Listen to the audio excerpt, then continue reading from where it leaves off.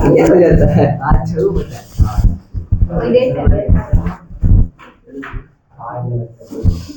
जय हिंद प्यारे छात्रों, और मैं ही हूँ काशी विश्वनाथ। अब हमने आपको पिछले क्लास में लगा लेते हैं माइक बढ़िया से। पिछले क्लास में हम आपको पढ़ा रहे थे यूरोप में राष्ट्रवाद नहीं जी कमी, यूरोप में राष्ट्रवाद, यूरोप में यही चल रहा था, हमारा चल रहा था ना। अब बढ़िया से खाली सुनेंगे, थोड़ा सा पीछे वाले क्लास को हम लोग रिकैप कर लेते हैं, समझ गए। तो हमने देखा था कि किस प्रकार से आतंक का दूसरा नाम रॉबस्पियर, किस प्रकार से लुई 16वां को फांसी पर, गुड चेक कर रहे थे, गिलोटीन चढ़ा दिया। क्या चढ़ा दिया? गिलोटीन चढ़ा दिया। किस प्रकार से मेरी अंतोनिया को भी, उसके बाद धोखे से रॉबस्पियर भी अज्ञात हाथ द्वारा मारा गया। उसके बाद आपने देखा कि नेपोलियन बोनापार्ट जो है बहुत सारे लगभग 40 राज्यों को जीत करके अपनी पताका को लहरा रहा था। और उसी समय आपको बता दे कि नेपोलियन बोनापार्ट जो है 1804 में नेपोलियन संहिता कानून लागू होता है, लेकिन धीरे धीरे 1813 की बात है कि 1813 में लिपजिंग का युद्ध हुआ। इसका युद्ध लिपजिंग का युद्ध हुआ। हमको सबसे अच्छा कुछ लगता है पढ़ाना तो क्या SST, समझ गए हैं? मतलब क्या हिस्ट्री, बड़ा मजेदार इसमें कहानी जो है ना, कविता और जो बनाते हैं ना तो मजा आ जाता है कि अच्छी बात है नहीं। हाँ, तो 1813 में लिपजिंग का युद्ध हुआ, और लिपजिंग के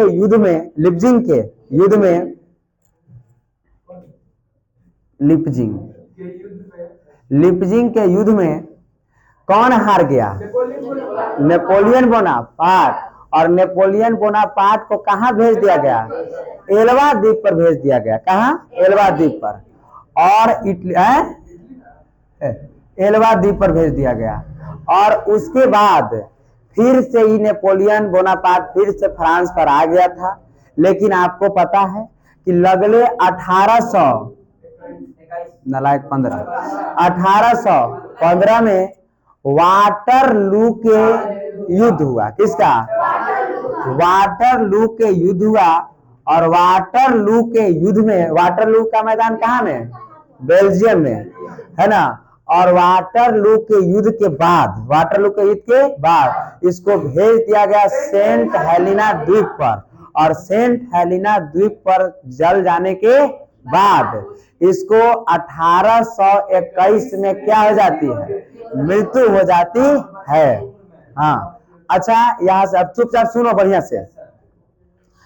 जब अब तो नेपोलियन बोनापार्ट तो खत्म हो चुके, अब इसके बाद ऑस्ट्रिया का चांसलर था कौन? मेटरनिख। ऑस्ट्रिया की राजधानी कहाँ? वियना। ये आज पूछेगा क्वेश्चन, जाके तुम देखना।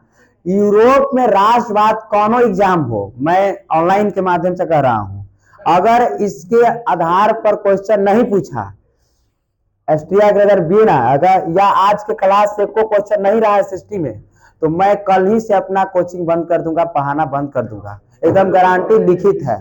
आज के क्लास से अगर क्वेश्चन नहीं पूछा 10वां में SST में, तो मिला आज यूरोप के राष्ट्रवाद, आज तक जो बातें को हम बोल रहे हैं, अगर आज के क्लास में अगर हिस्ट्री से क्वेश्चन नहीं पूछा, तो मैं आज ही से संन्यास ले लूंगा, न स्कूल पढ़ाऊंगा, कुछ नहीं पढ़ाऊंगा, आज ही से पूरा कोचिंग हम बंद कर दूंगा अपना। समझ गए? एकदम गारंटेड। हम कहूं चल जाएंगे, साधु बन जाएंगे, दूर चल जाएंगे, है ना, फिर बाबा बन जाएंगे, आशीर्वाद देंगे। आप देखे हैं बागेश्वर बाबा को धीरेन्द्र शास्त्री सब आता है जी आशीर्वाद, है ना? नहीं तो फिर आज के क्लास से क्वेश्चन नहीं पूछा, आप मिलाइएगा जाकर के क्वेश्चन, है ना? आज की क्लास से क्वेश्चन अगर नहीं पूछा, जितना हम बात बोल रहे हैं, तो फिर हम नहीं पढ़ाएंगे, समझ गए हैं? तो लिपजिंग का युद्ध, है ना? लिपजिंग का युद्ध 1813, वाटरलू का, इसमें किसको सेंट हेलेना भेज दिया गया? अब यहाँ ऑस्ट्रिया के राजा था, और ऑस्ट्रिया के राजा था मेटरनिक, ऑस्ट्रिया के राजा था मेटरनिक, और मेटरनिक ने ऑस्ट्रिया के वियना में, ऑस्ट्रिया के वियना सम्मेलन का आयोजन किया 1815 में, 1815 में। और सवाल यहाँ से पूछेगा कि वियना सम्मेलन कब हुआ, किसने किया? मेटरनिक ने, है ना? और मेटरनिक कहा कि मैं फिर से बुर्बो वंश के समाप्ति जो हो गया है उसको फिर से हम पुनः वापस करेंगे, और फिर से बुर्बो वंश के स्थापना करेंगे। और आपको पता है कि मेटरनिक जो है इसी समय लुई 17वां राजा बनता है जी? नहीं। अब काहे नहीं बनता है आपको बता चुके हैं, है ना? 16वां को स्थिति को देखते हुए, और यहाँ के राजा बनता है लुई कौन? 18वां लुई। और ये बड़ा सीधा राजा है, ये बड़ा सीधा राजा है, एकदम कोई कुछ दिक्कत इससे नहीं है। लेकिन लुई 18वां के बाद शासक कौन बनता है, राजा कौन बनता है? तो चार्ल्स दसम, चार्ल्स दसम। और चार्ल्स दसम जो है, चार्ल्स दसम बड़ा क्रूर शासक होता है। ये कहता है कि मैं 18वां नहीं हूं, राजा का मतलब होना चाहिए डर, पावर नहीं, डर। और इसने अपना प्रधानमंत्री बनाता है। ऐसे बोलते हो ना तो लगता है ना हमको, है ना, लगता है कि टांग में फांसी लगा के जान देते हैं, है ना? है ना, है ना? तो इसने अपना प्रधानमंत्री किसको बनाता है? पोलिगने को, पी लिख देते हैं, पोलिगनोइक को अपना प्रधानमंत्री बनाता है। और आपको बता दे कि इसने, पोलिगनेक ने विशेषाधिकार कानून लागू कर दिया, फिर से पारित कर दिया। पोलिगनेक ने पूरा फ्रांस की जनता एकदम रोड पर आ गई, नहीं रोड पर उतर गई कि तुमको शायद तुम भूल गए हो कि लुई 16वां को हम लोगों ने क्या हाल कर दिया। हाँ, और उसके बाद ये दोनों 30 में, 1830 में, 25 जुलाई 1830 में, 25 जुलाई 1830 में, 25 जुलाई 1830 में। इसके बाद ये दोनों कहाँ भाग गया? गुड, बहुत अच्छा, इंग्लैंड भाग गया। उसके बाद इस समय सवाल पूछेगा यहां से कि बुर्बो वंश समाप्ति के बाद, पुनः बुर्बो वंश की स्थापना किसने किया? मेटरनिक। कब किया? 1800। पुनः बुर्बो वंश की स्थापना हुई ना, लुई 16वां 18वां बना। उसके बाद यह भी बुर्बो वंश का ही शासक है, लेकिन 1830 के बाद बुर्बो वंश पूरी तरह से क्या हो गया? समाप्त हो गया। और नया शासक बना है किस वंश का? आर्ली हेंस वंश का शासक बना है। और आर्ली हेंस वंश का शासक है कौन? आर्ली हेंस वंश का शासक है लुई फिलिप। और लुई फिलिप ने अपने प्रधानमंत्री किसको बनाया है? गीजो को। किसको? गीजो को अपना प्रधानमंत्री बनाया है। और गीजो जो है आते ही विशेषाधिकार कानून को क्या कर दिया? समाप्त कर दिया। विशेषाधिकार कानून को समाप्त कर दिया, लेकिन इसने अमीरों के प्रभाव में आ गया, गरीब के लिए कोई काम नहीं कर रहा था। मतलब 18 साल तक 18 साल तक, मतलब 30 में तो ये राजा बनवे किया, 30 में राजा बना ना, 18 मतलब 48 में फिर से क्रांति होगी, मतलब 18 साल तक लुई फिलिप गीजो कोई काम नहीं किया और जनता धीरे धीरे भड़क गई और एक महाभोज का आयोजन किया गया, महाभोज का। और इसका नेतृत्व कर रहा था, उसका नाम था थियर्स, बताए थे क्या, थियर्स था। और थियर्स नेता था और सब 5500 रुपया दे दे करके, अपना कुछ पैसे लगा करके, और पेरिस में ही महाभोज चलाया जा रहा था कि सब आएंगे हम लोग और खाएंगे। और उसी समय लुई और गीजो दोनों जा करके चूल्हा उल्हा क्या कर देता है, तोड़ देता है। बोला कि तुमको पता नहीं है कि हम कितना मार मारे हैं, 18 साल हो गया तक का, 1830 वाला भूल गए तुम, लुई 16वां के भूल गए तुम। और फिर से एक बार 1848 की क्या होती है, क्रांति, जिसमें लुई फिलिप और कौन, गीजो, दोनों कहां भाग जाते हैं। और यही क्रांति आगे होती है। और देखते ही देखते मेटरनिक को भी लग रहा है कि दादा हो दादा, हमको भागना चाहिए, और वो भी कहां भाग जाता है। अब यहां से हम इटली के बारे में थोड़ा सा बात को हम बताए थे कि इटली का आकार जो है, तो अब हम अभी से, ये पिछला क्लास हम लोगों ने रिकैप किया कि नहीं किया, क्लियर है, पिछला क्लास क्लियर है। अब यहां से हम थोड़े से, अब हम इटली के पास आते हैं, किसके पास, क्योंकि आज हम आपको पढ़ाएंगे इटली का एकीकरण, कि कैसे इटली का एकीकरण हुआ। तो आज हम पढ़ेंगे इटली का एकीकरण, ठीक लिखा है ना, इटली का एकीकरण। देखिए इटली का जो आकार है, हाँ,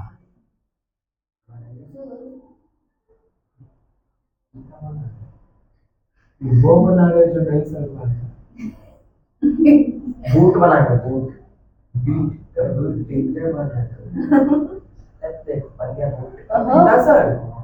बना रहे, कितना जूता बनाएंगे सर, इटली है, ये क्या है, ये इटली।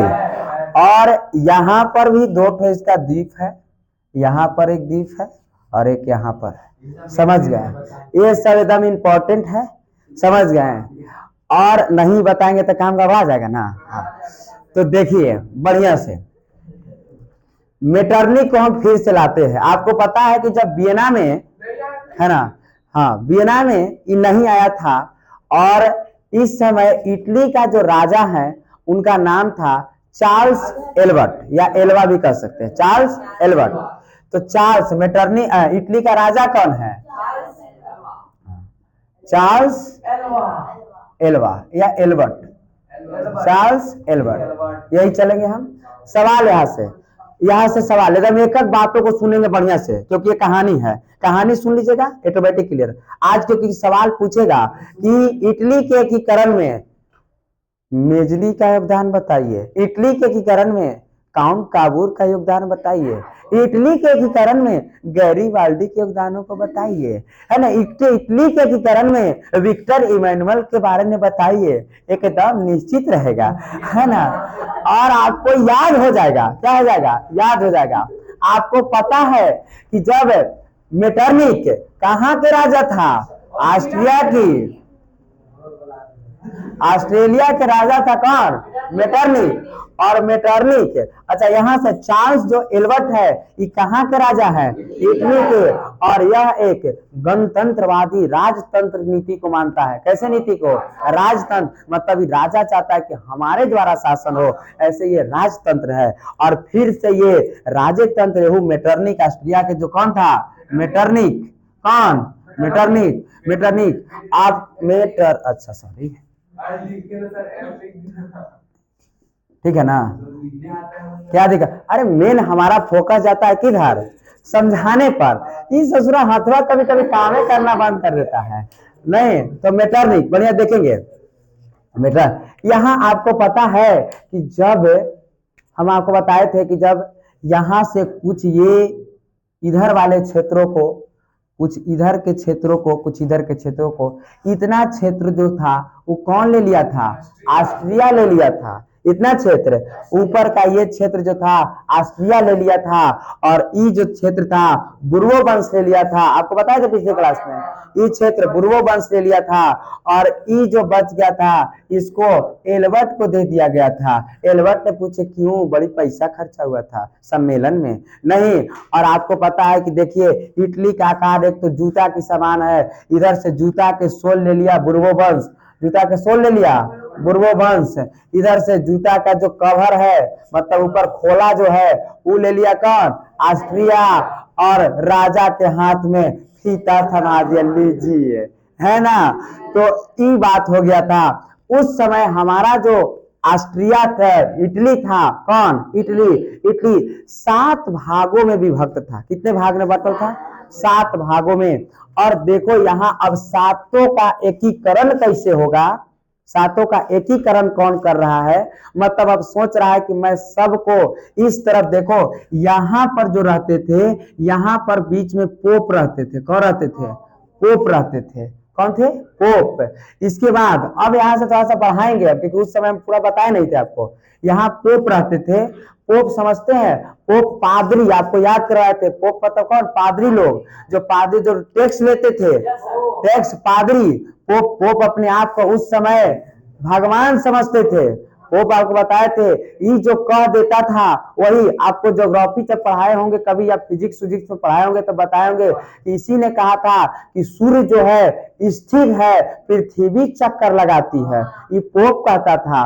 बाकी सब वैज्ञानिक आगे कहता था, फांसी चढ़वा देता था। इतना खतरनाक था पोप। एक तो हम बताए हैं आपको, बताए ना। हाँ, तो ये पोप था। कौन था? पोप। इधर कौन है? राजा है कौन? Charles Albert, Charles Albert. और इधर कौन है? बुर्वो वंश। ये तीनों ही सोच रहा है कि काहे ना पोप के इतना दूर क्षेत्र था, अभी सोच रहा है कि थोड़ा सा इधरो तनी कब्जिया लेते तो तनी मजा आ जाता, इधरो तनी कब्जिया लेते तो मजा आ जाता। इधर बुर्वो वंश भी सोच रहा है काहे ला सब पोप तोप है, इधर हम ही आओ कब्जिया लेते तो मजे आ जाता। इधर ऑस्ट्रिया भी करे कि इतने तनिए सुने कब्जियाए हैं, तनी सुनाओ इन्हू कब्जिया के सब पोप के भगा, पूरा राजा तो हमरे हो जाता। इधर चार्ल्स एल्बर्ट भी सोच रहे हैं कहाँ है हमरे में, और सब जो सोच रहा है सब इटली पर सोच रहा है। सब किस पर सोच रहा है? और कितना खतरनाक काम होगा समझ रहे हैं। इसी समय ये भी, इसको भी बहुत भाग में बांटेंगे अभी, देखो ना, है ना। अभी सब याद करा, अभी फिलहाल में 4 भागों में बांटले हैं, है ना। अब देखो यहाँ से प्रारंभ में जो इटली अभी हमारा 7 भागों में था। कितने भागों में? 7 भाग। कौन कौन से, कौन भाग किसके क्षेत्र, कैसे कैसे, कौन से 7 भाग है, उसको पहले हम लोग रिकैप करते हैं। नहीं, बढ़िया से देखेंगे इटली को। जब तक ये बात आपको क्लियर नहीं होगा, जब तक आप नाम नहीं जानिएगा, तब तक नाम याद नहीं होगा, तब तक आपको मजा नहीं आएगा। समझ गए? इसलिए हम सोच रहे हैं कि पहले नाम को क्या करवा दे, एकदम याद करवा दे। देखिए कौन किस, कौन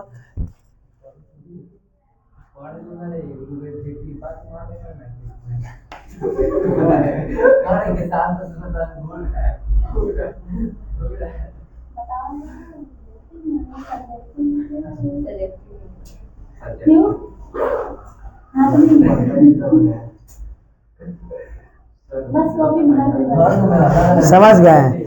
हाँ, क्योंकि बड़ा लिखेंगे हम, क्या करेंगे? लिखेंगे। रुको जरा, जैसे हमको याद है लेकिन हम देख लेंगे थोड़ा सा तो अच्छा रहता है।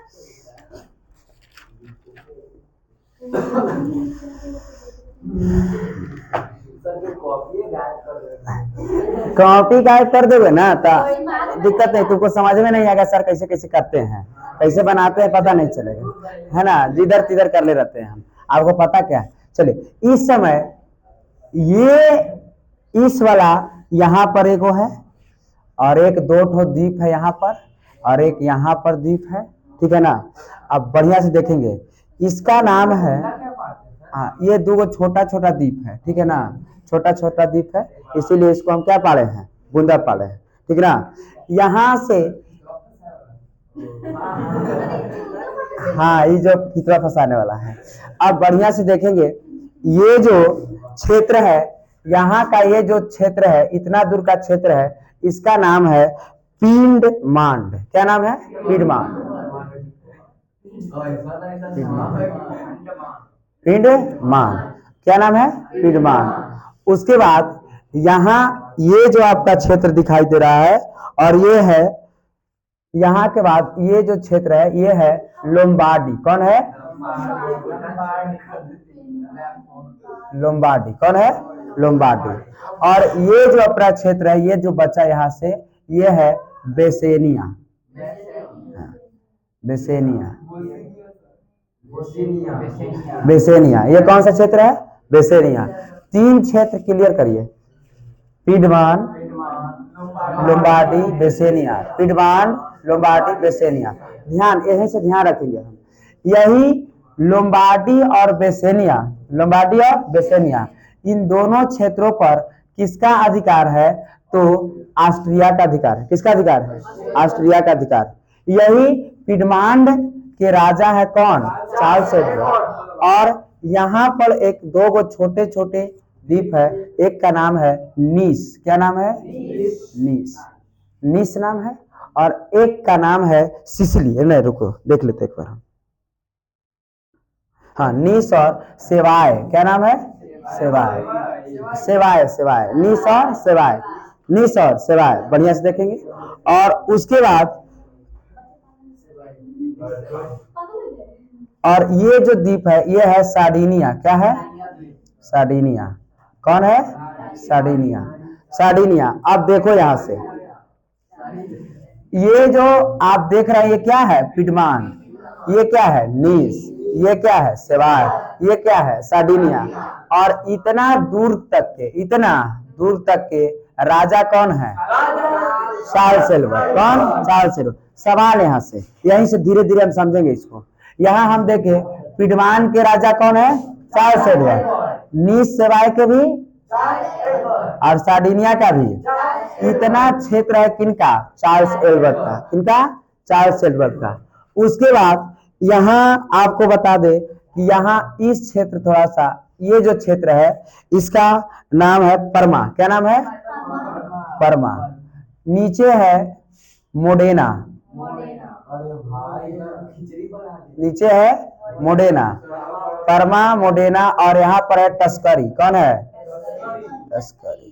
परमा, मोडेना और टस्करी। टस्करी, कस्तरी नहीं, टस्करी। क्या है? टस्करी। और ये देखो, ये जो बीच वाले इतना जो क्षेत्र बच चुके हैं, इतना जो क्षेत्र बच चुके, इसमें है पोप। कौन रह रहा है? पोप। कौन रह रहा है? पोप। ये इटली है। क्या है? इटली। बढ़िया से देखेंगे, इस सब हम फिगर के आधार पर आपको लिखवा, सब अभी याद करवा देंगे आपको। कौन है? पोप है। हाँ, ये जितना जो बच गया ये पोप है, मतलब पोप लोग रह रहे हैं। कौन रह रहे हैं? पोप। मतलब पादरी लोग रह रहे हैं। अपने आप को क्या समझते हैं? भगवान का समझते हैं। और यहाँ पर है एक बात, क्या? सिसिली। कौन है? सिसिली। कौन है? सिसिली। सिसिली द्वीप है और सिसिली। और ये जो बच गया नेपल्स है। कौन है? नेपल्स। क्या है? नेपल्स। अब देखो, बढ़िया से देख लेते हैं। तो इतने भागों ने कौन बटा है? इटली। कौन? इटली। हम बताएं कि बिना सम्मेलन के अगर 7 भाग में कौन बट चुका है? इटली। देखो 7 भाग में हम कर लेते हैं। इतना दूर तक के राजा जो है, जो ये सब मेटरनी का किया धरा है, सब किसका किया धरा है? मेटरनी का। पिडमान। कौन? पिडमान, लोम्बार्डी, बेसेनिया। पिडमान, लोम्बार्डी, बेसेनिया। देखो, ये पिडमांट, नीस, सेवाय, सार्डिनिया, यहाँ के राजा कौन है? कितने भाग? ठीक है। लोम्बार्डी, बेसेनिया के राजा कौन है? लोम्बार्डी, बेसेनिया के कौन? ऑस्ट्रिया। कौन कब्जियालय है? ऑस्ट्रिया। मतलब इस समय किसका? मेटरनी। क्लियर बात है। उसके बाद परमा, मोडेना, टस्करी। 3 बार बोले क्लियर हो जाएगा। परमा, मोडेना, टस्करी। परमा, मोडेना, टस्करी। परमा, मोडेना, टस्करी। क्लियर है? बोलो एक बार। क्लियर है? परमा, मोडेना, टस्करी क्लियर है। और ये जो है, इस तीनों क्षेत्र को ऑस्ट्रिया के राजा जो मेटरनिक है, वो अपने ही सगे संबंधियों को दे दिया है, सगे संबंधियों को दे दिया गया है, कोई नाम नहीं है, नाम नहीं है, ज्ञात किया है ना। सगे संबंधी कितने भाग हो गया। उसके बाद पोप जो है, पोप कौन, पोप, पोप जो है, पोप इतना क्षेत्रों ने पोप काम करता है, कौन है, पोप। उसके बाद इन दोनों क्षेत्रों पर, इन दोनों नेपल्स और कौन, सिसिली, नेपल और सिसिली, नेपल और सिसिली पर किसका अधिकार है, बुर्बो वंश का अधिकार है। कितने भाग हो गए, हो गए ना। अब देखो बढ़िया तरीकों से इसमें क्या होता है। इसमें पोप को सुरक्षा देता था और उसका नाम था फ्रांस। पोप को सुरक्षा कौन देता था, फ्रांस। सेना उना कौन देता था, फ्रांस, क्योंकि उस समय फ्रांस सबसे विश्व में सबसे ताकतवर देश है फ्रांस। आपको पता है कि फ्रांस को सर्दी लगती है, कौन छींकता है, पूरा यूरोप। यह कथन किसका है, मेटरनी का, कथन किसका है, मेटरनी का। और ये सारा कंट्रोल और उसी समय एक व्यक्ति का आता है हीरो बन करके, और उसका नाम है मेजनी। क्या नाम है, मेजनी। बढ़िया से सोचेंगे, है ना, क्या नाम है, मेजनी। पहला आदमी आता है और उसका नाम है मेजनी। क्या नाम है, हाँ, हिस्ट्री का है। हाँ बोलो, वियना, वियना, वियना सम्मेलन 1815। तू आया नहीं ना था क्लास नलायक का, है ना। मेजनी, एक बार वीडियो पिछला देख लेना, एकदम क्लियर हो जाएगा, है ना। हाँ, मेजनी कौन है, मेजनी। मेजनी यहाँ से सवाल पूछता है कि मेजनी जो है, कौन, मेजनी, ये गणतंत्र को चाहता है। किसको चाहता है, गणतंत्र को, मतलब स्वतंत्रता को चाहता है, कौन, मेजनी। मेजनी किसको चाहता है, गणतंत्र को चाहता है, मतलब स्वतंत्रता को चाहता है, कौन, मेजनी। और राजा ही किसको चाहता है, राजतंत्र को। राजा किसको चाहता है, राजतंत्र को। अब बताओ तुम ही लोग कि क्या मेजनी को चार्ल्स एल्बर्ट से बनेगा, क्योंकि ये किसको चाहता है, गणतंत्र को। ये किसको चाहता है, राजतंत्र। क्या दोनों में बनेगा, एकदम नहीं बनेगा। और ये जो मेजनी है, ये आदर्शवादी शासक है। कैसे शासक है सर, ये आदर्शवादी कर दिए, नहीं समझे हम, नहीं ना समझे, तुरंत समझा देंगे। आदर्श, एक गो के बाद खाली कर देंगे हम। आदर्शवादी कौन से शासक है, आदर्शवादी। एक तुरी सवाल पूछ दिया था, आदर्शवादी का मतलब क्या है। मेजनी कैसा शासक था, आदर्शवादी, व्यक्तिगतवादी, धार्मिकवादी, है ना, या गणतंत्रवादी। तो गणतंत्रवादी था भी, आदर्शवादी भी था, समझ गए। और सबसे पहले इटली के एकीकरण करने के लिए किसको, कौन किया सबसे पहले इटली का एकीकरण, मेजनी। इसीलिए इटली के एकीकरण का अग्रदूत कहा जाता है। मतलब पहला बार इटली के बारे में कोई सोच रहा है तो कौन सोच रहा है, मेजनी। लेकिन मेजनी यहाँ का नहीं है, इटली का नहीं है। मेजनी का जन्म हुआ है स्विट्जरलैंड में। कहाँ में, 1805 में, 1805 में। कहाँ में, स्विट्जरलैंड में। लेकिन ये कैसा है, गणतंत्र सोचता है, और ये सोच रहा है कि मैं किसी भी तरह से इटली को एक कर दूं, सब लोग स्वतंत्र होना चाहिए। क्या जरूरत है, ये पूरा एक के है और यही में 7 भाग बटल है, ये अच्छी बात है। ये कौन सोच रहा है, मेजनी। अब बढ़िया से देखो, मेजनी जो है, कौन, मेजनी गणतंत्र समर्थन है। और उस समय एक संगठन चलता था और उसका नाम था कार्बोनरी संगठन। कौन संगठन, कार्बोनरी। बढ़िया से सुनेंगे यहां से, कार्बोनरी संगठन चलता था। और ये गुप्त रूप से चलता था। कैसे रूप से, गुप्त रूप से, गुप्त गुप्त गुप्त गुप्त कार्बोनरी, कार्बोनरी संगठन चलता था। कैसे रूप से, गुप्त रूप से। धीरे धीरे ये आग सुलगियाते जाता था। और गुप्त रूप से मतलब कि उजागर रूप से नहीं, कैसे रूप से, गुप्त रूप से। और गुप्त रूप से कार्बोनरी संगठन था। और धीरे से चुपके से जाकर के मेजनी ने इसी कार्बोनरी संगठन का क्या बनता है, सदस्य बनता है। पूछेगा सवाल यहाँ सब्जेक्टिव कि मेजनी किस संगठन का सदस्य बना था, कार्बोनरी। या मेजनी किस संगठन का सदस्य बना, कार्बोनरी। कार्बोनरी संगठन के सदस्य कौन थे? मेजनी। समझ गए? कार्बोनरी कैसा संगठन था? गुप्त संगठन था। कैसा संगठन था? गुप्त। ये गुप्त रूप से चाहते थे कि किसी भी तरह से इटली को क्या कर दे? एकीकरण। एक राजा होना चाहिए, कहाँ के? इटली के। लेकिन इधर एक तरफ फ्रांस को रक्षा, फ्रांस किसको रक्षा कर रहा है? इधर कौन है? चार्ल्स। इधर कौन है? बुर्बो वंश। हो ही नहीं रहा है ना कोई। और इधर कौन है? किसका है? ऑस्ट्रिया। लोम्बार्डी बेसिनिया पर किसका अधिकार है? ऑस्ट्रिया। अब देखो मेजनी, अब इसने हमला किया है। क्या किया है? हमला किया है 1830 में, 1830 में, है ना। इन्वर्स हम ले रहे, उसी समय एकीकरण हो रहा है, कर रहा है। लेकिन उस समय इसने जैसे ही इधर आक्रमण किया, बड़ा पिटाया। कौन? मेजनी। और पिटा करके भाग गया, पिटा करके भाग गया। और इसने 1830 में पिटाया, लेकिन इससे एकीकरण हुआ नहीं। प्रयास किया लेकिन हुआ नहीं। लेकिन इसने तैयो हार नहीं माना। और सबसे पहले इसने 1831 में यंग इटली की स्थापना किया। किसकी? Young Italy. यहीं से, समझ गए? यहीं से, क्योंकि ऑस्ट्रेलिया पर आक्रमण करके बस की बात नहीं है। चार्ल्स एल्बर्ट खतरनाक है, इसे बन नहीं रहा है ना। चला है इटली का एकीकरण करने। समझ गए? और सबसे पहले 1831 में किसकी स्थापना की? यंग इटली की स्थापना की। और फिर से इसने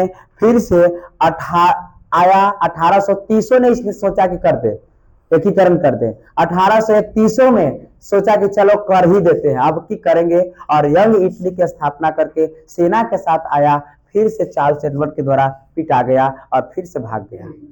कोई दिक्कत है?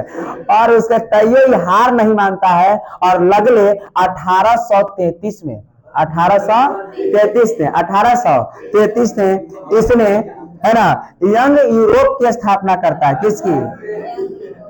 Young Europe. ये भागता था कहाँ? दक्षिण अमेरिका भागता था। कहाँ भागता था? दक्षिण अमेरिका भागता था। कौन? मेजनी। और 1833 में फिर से आया, बेचारा फिर से पिटा गया। बेचारा क्या है? फिर से पिटा गया। और इससे एकीकरण हो नहीं रहा है। जब न तब सोच रहा है कि कर दे, लेकिन हो रहा है नहीं। उसके बाद आपको पता है कि एक बार फिर से इसने कहा अब की बार फिर ट्राई करेंगे। और 1848 ने फिर से ट्राई किया। और फिर इसने पिटा गया और फिर भाग गया। समझ गए? तो आप मेजनी के तो बातों को देख लिए, मेजनी के बात को देख लिए ना। मतलब क्या? हाँ, क्या? हाँ, 1833 की जगह आएंगे नहीं, 33 कितना है? 33 सुधार है ना। और 1800 यहां से 3 सवाल। कितने सवाल? क्या यहां पूछेगा आपको कि इटली के एकीकरण में मेजनी के योगदान का वर्णन करें। किसका? मेजनी का योगदान। तो आपको कहना है कि इटली के एकीकरण में मेजनी ने सबसे पहले इटली को एकीकरण करने का प्रयास किया। इसीलिए मेजनी को इटली के एकीकरण के अग्रदूत कहा जाता है। समझ गए? अग्रदूत कहा जाता है। मेजनी ने गणतंत्रवादी को मानता था, गणतंत्र था मतलब स्वतंत्रता को मानता था। कौन? मेजनी। और यह एक आदर्शवादी शासक था। और इन्होंने सबसे पहले 1831 में यंग इटली की स्थापना किया, 1833 में यंग यूरोप की स्थापना किया।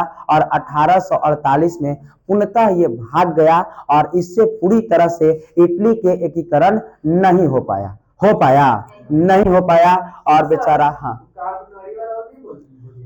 कार्बोनरी इसी का संगठन, इसी के मिलजुल से करता था, इसी से ना। हाँ, सबको, क्योंकि इसकी का संगठन बन चुका ना है, अब इसी से करता था। लेकिन इसने पूरा इटली का एकीकरण हुआ नहीं हुआ।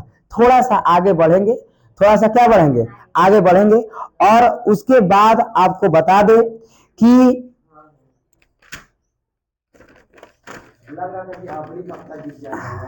लग रहा था। उसके बाद 1852 में, कब? 1852 में चार्ल्स एल्बर्ट की मृत्यु हो जाती है। 1852 में किसकी मृत्यु हो जाती है? 1852 में पूरा खिचड़ी हो चुका है नहीं। 1852 में चार्ल्स एल्बर्ट किसकी? चार्ल्स एल्बर्ट की मृत्यु हो जाती है। चार्ल्स एल्बर्ट की क्या हो जाती है? मृत्यु हो जाती है। समझ गए ना? हाँ, चार्ल्स एल्बर्ट की क्या हो जाती है? मृत्यु। सवाल, चार्ल्स एल्बर्ट की मृत्यु कब हुई? 1852। कोई दिक्कत नहीं, आगे चलते हैं। 1852 में चार्ल्स एल्बर्ट की मृत्यु हो जाती है और इनके मृत्यु होने के बाद इटली के, कहाँ के? इटली के, मतलब पीडमांट, नीस, सेवाए, सार्डिनिया, मतलब इटली के जो राजा बनते हैं और इनका नाम है विक्टर इमैनुअल। विक्टर इमैनुअल, है ना? बढ़िया से देख लेते हैं। आए इधर, इधर आए, आए, इधर दिखेगा ना? तुमको नहीं दिखेगा?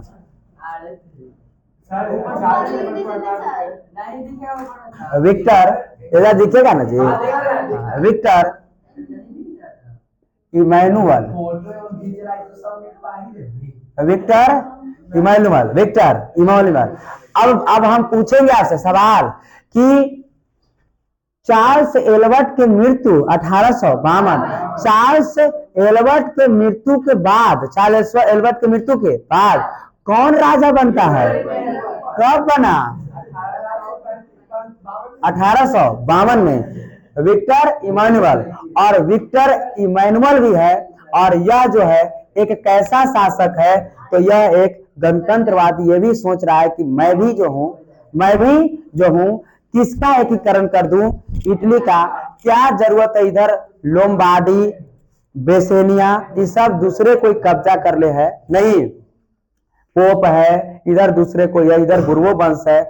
मैं भी ऐसा एक ये गणतंत्रवादी सोच खोज रहा था, राजतंत्रवादी खोज रहा था, ऐसा कोई आदमी कि जो आए और राजा के बारे में, मतलब संवैधानिक राजतंत्र रहे। और संवैधानिक राजतंत्र को माने मतलब कि राजा रहे।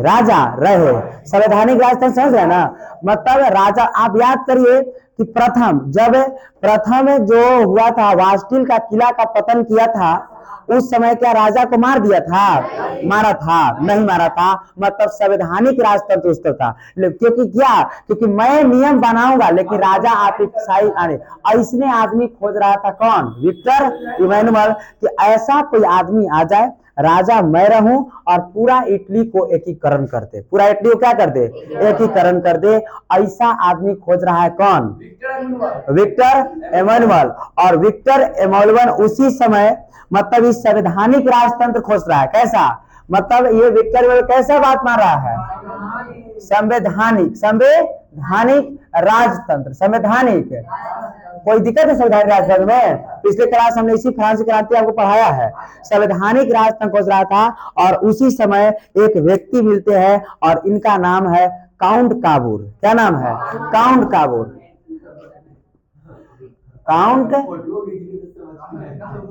काउंट काबूर। और काउंट काबूर को इसने प्रधानमंत्री के पद पर नियुक्त किया है। कौन? सवाल यहां से पूछेगा और ये पक्का छपेगा, आज की पक्का छपेगा एकदम।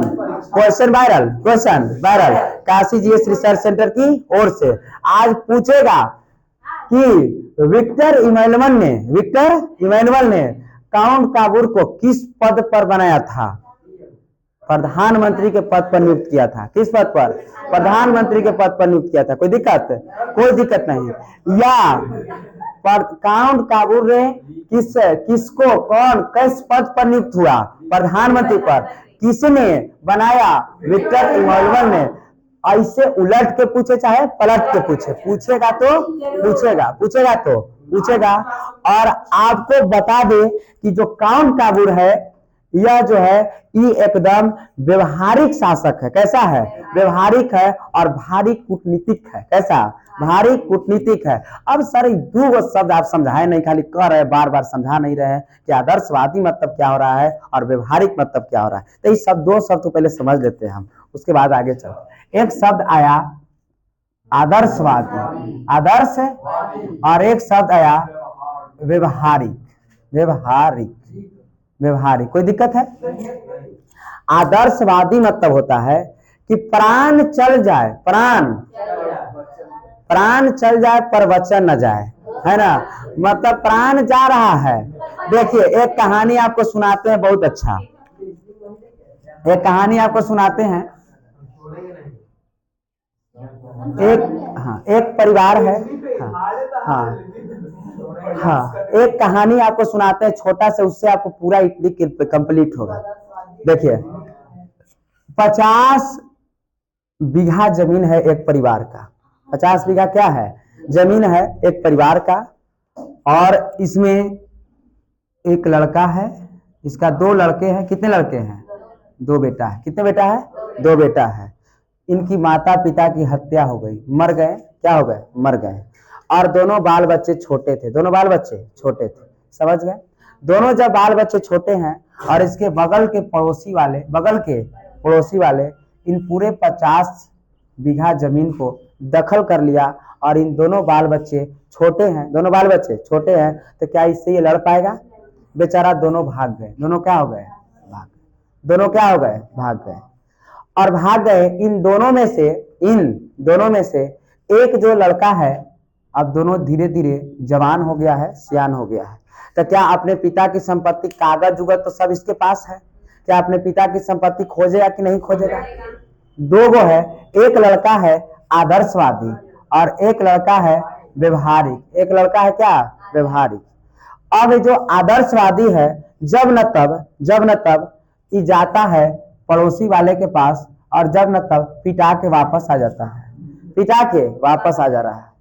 जब गया पिटाया, वापस आ, कुछ इससे हो नहीं रहा है। जब जा रहा है, जब क्या हो रहा है? पिटा रहा है। और क्या हो जा रहा है? वापस हो रहा है। समझ गए? बढ़िया। अरे छोड़ो ना, तुम पढ़ो ना, नलायक किसी काम करता है बीच में। जा रहा है, वापस आ रहा है पिटा पिटा के। ये पहिल का लड़का है। कौन है? पहिल का। दूसर का है व्यवहारिक और कूटनीतिक भी है। कैसा है? व्यवहारिक और कूटनीतिक है। ये सबसे पहले देखा, अरे दादा हो दादा, ये पिटा रहा है, बार बार आ रहा है, एकरा ऐसा हम नहीं करेंगे, एकरा ऐसा हम नहीं करेंगे। और आपको पता है कि ये देख रहा है कि इससे, मतलब अपने पड़ोसी वाले से, इससे बरियार गांव में कौन है? तो इससे बरियार दूसर कोई गांव है, इससे बरियार दूसर कोई है। लेकिन ये क्या इसको वैल्यू देगा?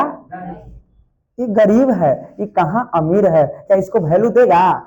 सबसे पहले ही बैठने के लिए सोचेगा इसके क्या, बेचारा इसके क्या था। मान के चलो शादी विवाह हो रहा है और शादी विवाह में इसको कार्डो नहीं मिला है, लेकिन तैयो बिना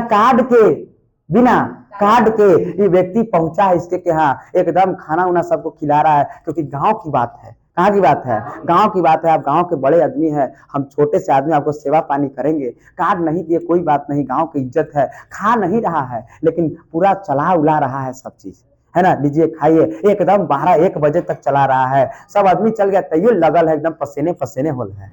अब जो इस घर के जो आदमी है वो देखेगा तो कौन है जी, ताकि बगल में कार्डो नहीं दिए थे, बड़ा मेहनत कर रहा है, बुलाया इधर आओ, कहा ताकि नहीं, हम सोचे गांव की इज्जत, आपका इज्जत हमारी इज्जत है ना, है ना, है ना। हाँ, आपकी इज्जत हमारा इज्जत है, कोई दिक्कत नहीं है। हम आपका, हमको लगता है भूल गए होंगे, हम आ गए, चला दिए खाना, बहुत दिक्कत हो रहा था। बताओ अभी आदमी इसको मानेगा कि नहीं मानेगा? और एक कूटनीतिक अपना रहा है कि नहीं अपना रहा है? अपना रहा है कि नहीं अपना रहा? नहीं। अब देखो यहाँ से ये गया है, अब इस आदमी के नजर में क्या ये हीरो बन रहा है कि नहीं? अगला बार इसके क्या कुछ पार्टी फंक्शन होगा तब बुलाएगा कि नहीं? एकदम बुलाएगा। और अगले ही दिन इस व्यक्ति को बुलाता है कि जो काम कर रहा था उसको जब बुलाओ, अपने पास बैठाया है, बैठाने धीरे धीरे जब बैठाया है, बातचीत हो रहा है, तब धीरे से बात कह रहा है कि सर जानते हैं तो कि मेरे मम्मी पापा मर गए थे और उसके बाद कागज सब मेरे पास है, और देखिए नहीं आपके बगल वाला ही दखल कर ले है, कागज सब मेरे पास है। इसमें 50 बीघा है मेरा जमीन, 50 बीघा में से 10 बीघा आप ले लीजिएगा और 40 बीघा हमको दे दीजिएगा, और इसको किसी भी तरह से पराजित करिए। का लोभ आएगा कि नहीं इसको? 10 बीघा, कितने बीघा? 10 बीघा, कोई दिक्कत नहीं है, एकदम तैयार हो जाओ। क्या हो जाओ? तैयार हो जाओ। और आपको पता है कि क्या ए मतलब बी व्यक्ति गया है अपने कागज को लेकर के और यहाँ 50 बीघा पर कब्जा कर लिया। क्या कर लिया? कब्जा। 10 बीघा इसको दे दिया, धीरे धीरे वो भी बड़ा होके छीन लेगा। तो ये मतलब हुआ व्यवहारिक। क्या हुआ? इसका मतलब हुआ व्यवहारिक। और ये हुआ आदर्शवादी। मतलब आप कौन है? ई है कि ई है? मतलब अब देखिए, जैसे अब मान के चले कि हम ही हैं, हम हैं, तो आपको क्या लगता है मैं आदर्शवादी हूँ कि व्यवहारिक हूँ? आपको पता है कि एक बार हमारे कोचिंग में लड़ाई हो गया था, हमको कुछो कह दिया के, लेकिन मैं उस समय क्या आदर्शवादी बनता? पिटा जाता। वहां कौन से बने हम? क्योंकि हमको सब चीज पता है, समझ, क्योंकि हम किसके टीचर हैं? हिस्ट्री के। समझ गए? तब व्यवहारिक आदर्शवादी समझ गए ना आप? क्या इसमें कोई दिक्कत है? आपको कैसा बनना है? और कूटनीतिज्ञ, व्यवहारिक। और इस कहानी से तुरंत एक क्लियर होगा इटली का एकीकरण। आइए थोड़ा सा आगे बढ़ते हैं हम, है ना। इस समय 1852 में चार्ल्स कौन थे जी? हाँ, चार्ल्स एल्बर्ट की मृत्यु हो गई और राजा कौन बना है? Victor Emmanuel. और इसने प्रधानमंत्री किसको बनाया? काउंट काबूर को बनाया। प्रधानमंत्री काउंट काबूर को बनाया। और इसने अब ये काउंट काबूर सोच रहा है कि मैं किसी भी तरह से इस सब इटली को एक साथ कर दूं, लेकिन यह भी डर रहा है। यह भी क्या है? डर रहा है कि इस तरफ ऑस्ट्रिया का है मेटरनिक, बट मारेगा। बट क्या करेगा? मारेगा। इधर पोप को संरक्षण देने का काम फ्रांस को है। कहीं इधर पोप पर हमला करते, बाप रे, फ्रांस सबसे शक्तिशाली है, मारेगा कि हालत खराब हो जाएगा। और इस तरफ बुर्बो वंश है, और बुर्बो वंश का संरक्षण कौन है? ऑस्ट्रिया ही बुर्बो वंश को दे दिया था मेटरनिक ही। सब मिलकर मार लगेगा, बचेंगे हम नहीं। हमको लगता है कि कुछ आदर्शवादी नहीं, कूटनीतिक बनना पड़ेगा, मतलब व्यवहारिक बनना पड़ेगा। समझ गए? हाँ, मेजनी की तरह नहीं। मेजनी आया, पिटा के चला गया है। अब यहाँ से हम देखेंगे काउंट काबूर को कूटनीतिक और कौन सा? व्यक्तिगतवादी। क्या टाइम है? तो हम कल की क्लास में आपको बताएंगे कि विक्टर इमैनुअल और काउंट काबूर क्या योगदान किए हैं, और लगले एक और लाएंगे। और उसका एक काउंट काबूर के बाद एक आएगा गैरेवाल्डी। क्या आएगा? गैरेवाल्डी। और गैरेवाल्डी एक पेशे से नाविक है। उसको भी लाएंगे। और कल इटली पूरे तरीकों से हम क्या कर देंगे? समाप्त कर देंगे। आदर्शवाद ये सब समझ गए? ये नहीं बताते तो ये आप नहीं समझते, इसीलिए हमको ये बताना पड़ गया। फिलहाल आज के लिए इतना ही। सभी को जय हिंद। मिलेंगे हम अगले एपिसोड में। धन्यवाद।